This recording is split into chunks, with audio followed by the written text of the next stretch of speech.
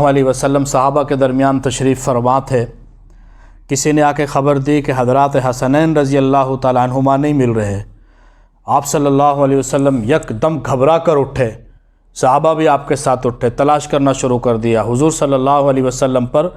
پریشانی کے آثار، گھبراہٹ کے آثار، کوئی صحابی ادھر دوڑا، کوئی صحابی ادھر دوڑا، چاروں اطراف میں صحابہ کرام پھیل گئے۔ نبی کریم صلی اللہ علیہ وسلم باہر پہاڑوں کی طرف، درے کی طرف چلے گئے تو وہاں جا کے عجیب ماجرا دیکھا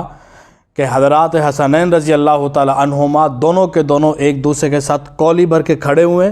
اور سامنے ایک سانپ پھن پھیلائے ہوئے کھڑا ہوا ہے، جس نے ان دونوں کو روکا ہوا تھا اس بات سے کہ وہ پہاڑوں کی طرف نہ چلے جائیں۔ تو اللہ تعالیٰ نے حضرات حسنین کی حفاظت فرمائی ایک موذی جانور سانپ کے ذریعے سے، کہ ان کو روکے رکھا کہ وہ کہیں پہاڑوں میں نہ چلے جائیں اور کوئی جانور ان کو نقصان نہ پہنچا دے۔